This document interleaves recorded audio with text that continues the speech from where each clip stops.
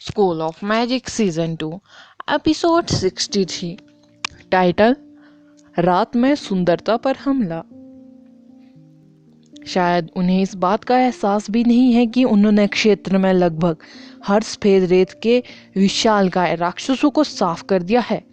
Luisa अभी भी सदमे में डूबी हुई थी और विश्वास में युद्ध के मैदान को घूर रही थी। लड़ाई काफी समय तक चली थी और अब उसकी मदद की जरूरत नहीं थी। उसे विश्वास था कि उसके युद्ध में शामिल होने से भी कोई फर्क नहीं पड़ेगा। तीनों ने सीखा कि कैसे एक दूसरे की ताकत का बेहतर उपयोग किया जाए, क्योंकि लड़ाई जारी रही, जिसके परिणाम स्वरूप बेहतर टीम वर्क हुआ। शुरुआत में उन्हें धीरे धीरे आसपास के सफेद रेत राक्षस से बाहर निकलने के लिए संघर्ष करना पड़ा। हालांकि ऐसा महसूस हुआ कि इसके बजाय सफेद रेत राक्षस शिकार बन गए थे, क्योंकि समीर, आहान और आदर्श ने उन्हें समूहों में खत्म करने की पहल की थी। रेत की लहरें जो पहले पूरी ड्रिफ्टिंग सैंड रिवर में लुढ़क गई थी, केवल वही देखी जा सकती थी जहां अब तिकड़ी थी। यह केवल कुछ समय की बात थी, जब तक कि जगह शांत नहीं हो गई, क्योंकि सफेद रेत राक्षस ने अब दल के लिए कोई खतरा पैदा नहीं किया। ऐसा लगता है कि हमारे आगे की यात्रा बहुत आसान होने जा रही है, चुटकी ने कहा। जैसे ही उसने अपनी बात पूरी की, सफेद रेत राक्षस लड़ाई हार गए। तीनों कुछ सफाई करने चले गए। उन्होंने इस लड़ाई से सफेद रेत राक्षसों से निपटने का एक कुशल तरीका खोज लिया था, इसलिए जीवों ने अपनी संख्या के बावजूद दल के लिए कोई खतरा पैदा नहीं रखा। ड्रिफ्टिंग सैंड रिवर डराने वाली थी, लेकिन यह मौत का जाल नहीं थी।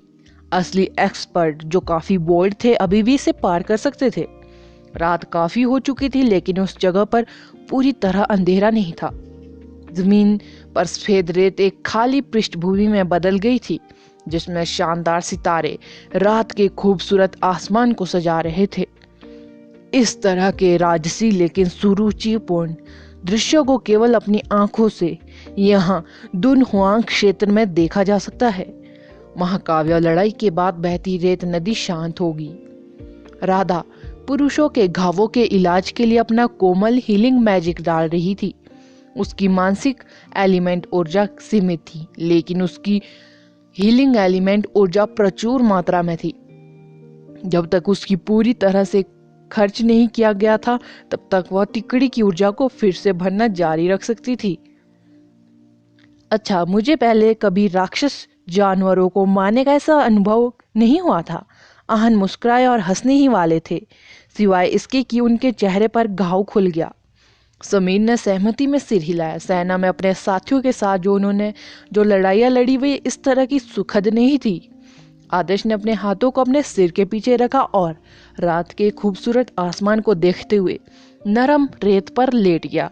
वो इतने सारे डीमन बिस्टों को खत्म करने के बाद का आनंद ले रहा था, जबकि 10 सर्वेंट लेवल के सोल असेंसों की संख्या की गिनती करते हुए उसने युद्ध से हासिल किया था।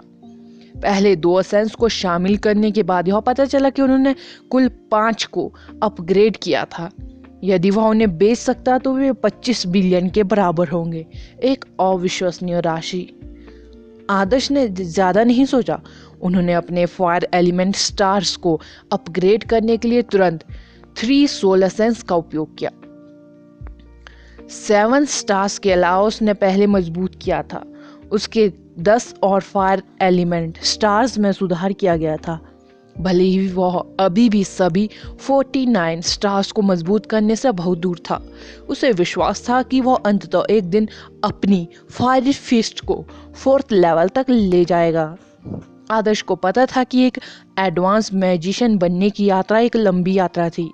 यदि वो एडवांस तक ले जाने से पहले अपनी फायर फिस्ट को 4th लेवल तक सुधारने में कामयाब रहा, तो उसकी उग्र मुट्ठी फायर फिस्ट की शक्ति एक एडवांस वर्तनी की आदि होंगी, और साथ में उसके अन्य एलिमेंटों के स्पिल, यहाँ तक कि एक एडवांस मैजिशियन भी उसे आसानी से हराने में कामयाब नहीं होगा।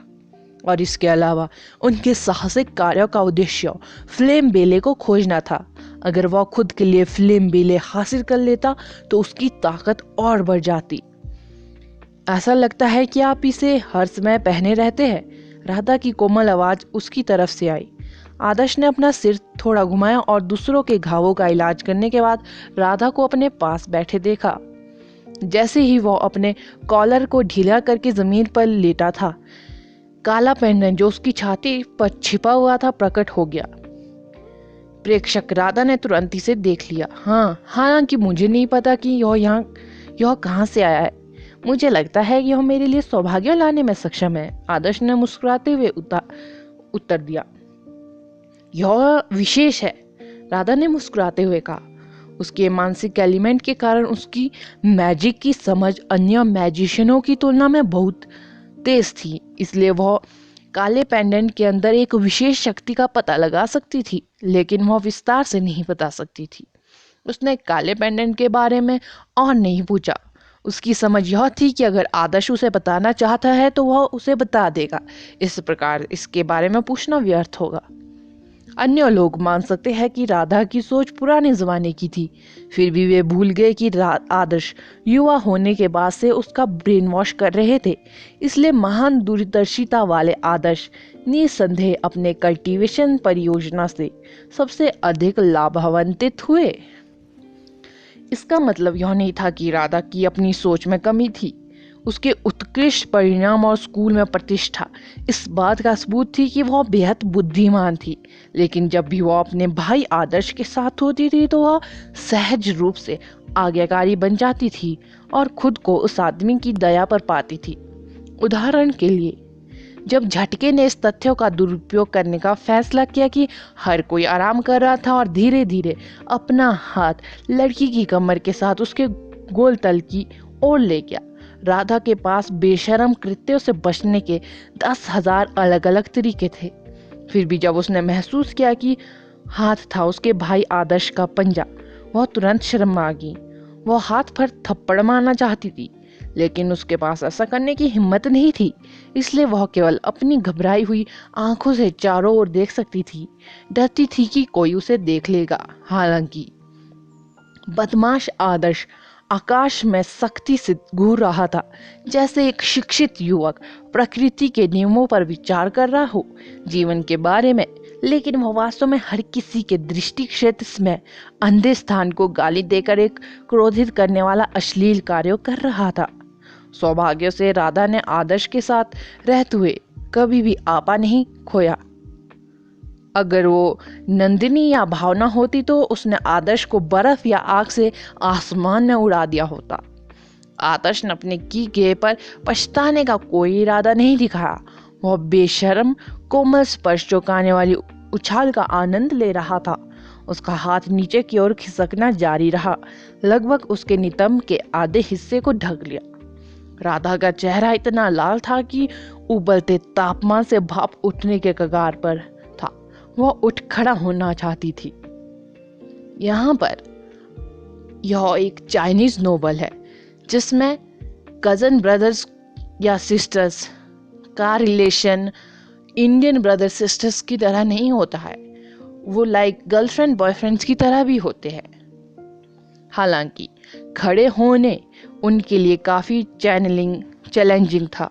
इसके अलावा अगर वह अब अपने पैरों पर उठती है तो बाकी लोग उसके शरीर पर आदर्श का हाथ देखेंगे और यह और भी शर्मनाक होगा। बदमाश आदर्श दूसरों की दृष्टि को अवरुद्ध करने के लिए इसका इस्तेमाल कर रहा था। बेहद असहज महसूस कर रही थी और उसके शरीर में गर्मी बढ़ रही थी। राधा आदर्श पर अपनी आंखें घुमाने के मूड में नहीं थी। उसने अपने विचारों को शांत करने की बहुत कोशिश की, यह दिखाते हुए कि कुछ भी नहीं हो रहा है। अधिक निराशा की बात यह है कि आदर्श उसके साथ कुछ सामान्य विषयों पर चर्चा कर रहा था, जैसे कि कुछ भी नहीं हो रहा था। रात के खूबसूरत आसमान के नीचे अपने बेशर्म कृत्यों को पूरी तरह से छिपाने के लिए। School of magic season 2 episode 64 title अग्नि आपदा भाग 1। दल ने ड्रिफ्टिंग सैंड रिवर को सुरक्षित रूप से पार कर लिया और एक बंजर भूमि द्वारा स्वागत किया गया, जिसने महसूस किया कि यह आग की लपटों में झुलस गई है। यह नॉर्थ बर्निंग वैली थी, बहुत सारे रहस्यों के साथ एक अनोखी जगह, जिसे अभी तक मनुष्य द्वारा पूरी तरह से खोजा जाना बाकी था। हंटर देश में कई जगहों पर फैले हुए थे और बार बार अधिकांश अपेक्षाकृत प्रसिद्ध डीमन बिस्टों के प्रदेशों का पता लगाया था। इस प्रकार वहां कोई संसाधन या खजाना खोजना काफी मुश्किल था। इसकी तुलना में नॉर्थ बर्निंग वैली विशाल ड्रिफ्टिंग सैंड रिवर द्वारा एक कोने में विभाजित हो गई थी, इसलिए कई मैजिशियन एक टुकड़े में पहुंचने में कामयाब नहीं हुए। यह कई संसाधनों के साथ एक उपजाऊ भूमि मानी जाती थी, जिसे सुरक्षित करने के लिए मैजिशियन अपनी जान जोखिम में डालने को तैयार थे। नॉर्थ बर्निंग वैली का सतह क्षेत्र अभी के लिए अज्ञात था। जानकारी के अनुसार आदर्श 90 लाख खर्च करने के बाद इकट्ठा हुए थे। फ्लेम बेले नॉर्थ बर्निंग वैली के उत्तरी इलाके में रह रही थी।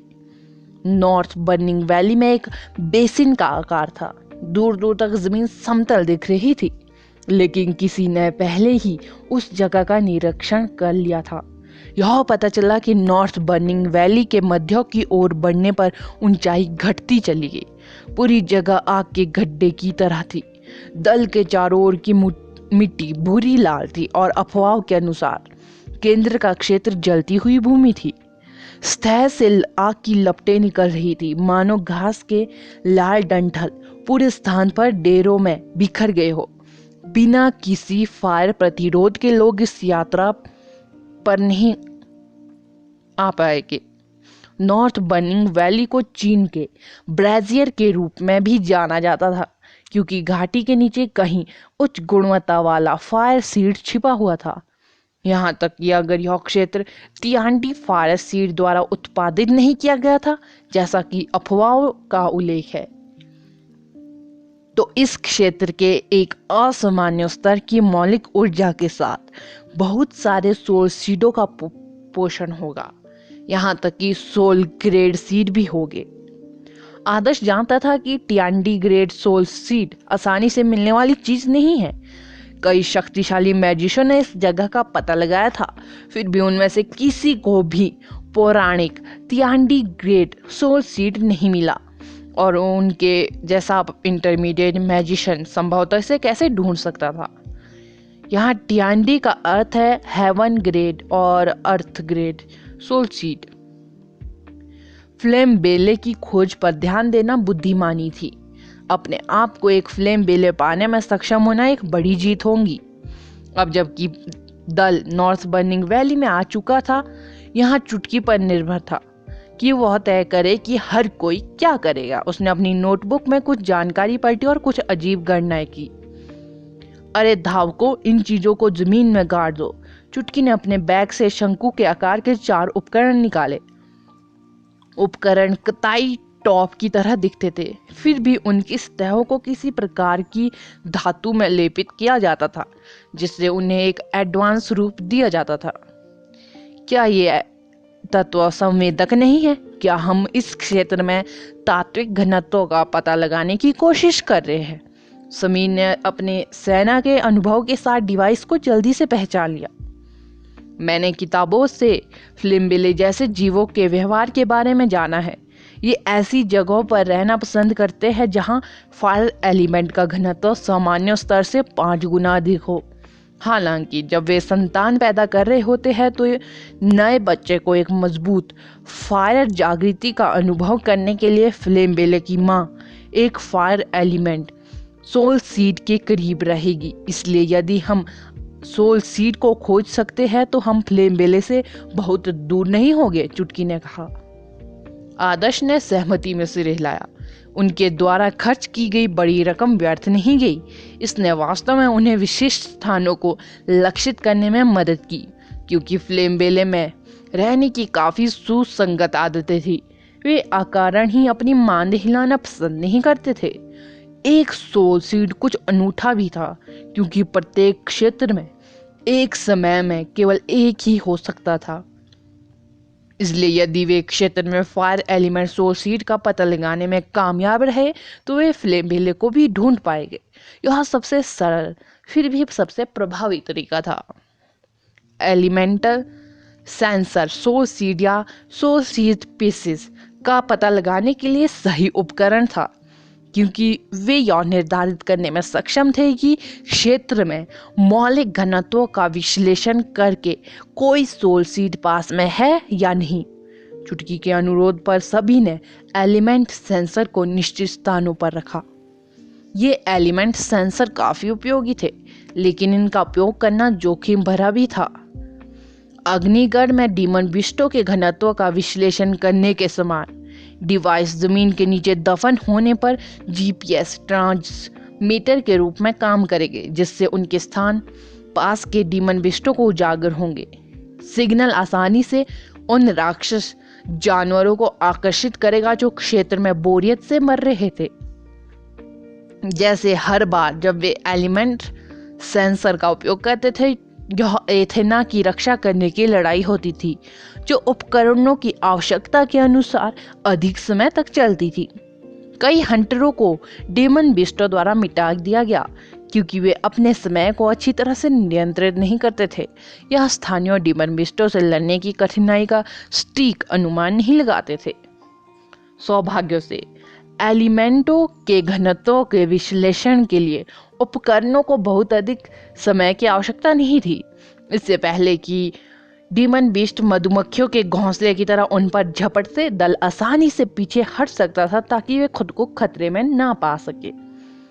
वे जो निरीक्षण कर रहे थे वह केवल डीमन बिस्टों की प्रतिक्रिया की जांच करने के लिए था। हालांकि यदि वे सोल सीड का सही पता लगाने की योजना बना रहे थे तो एक डिवाइस डिफेंस लड़ाई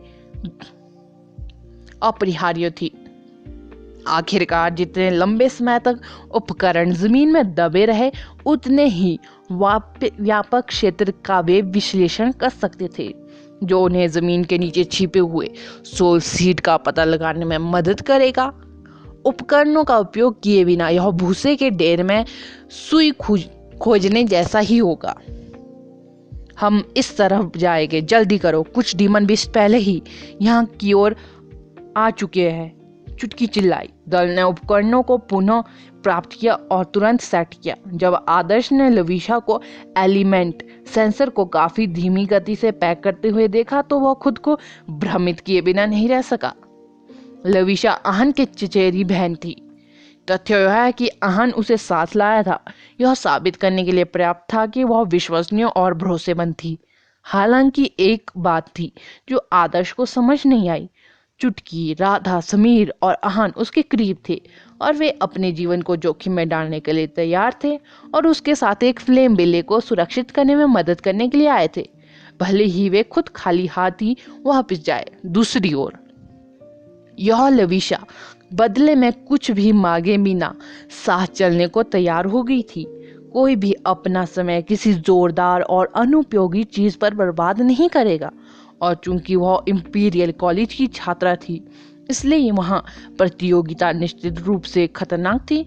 यह असंबद्ध था कि वह अपना कीमती समय एक साहसिक कार्यों पर बर्बाद करना चाहेगी जिससे बदले में उसका कोई लाभ ना हो। हालांकि आदर्श ने विवरण के बारे में नहीं पूछा, क्योंकि उसने मान लिया था कि वह उसे सच नहीं बताएगी।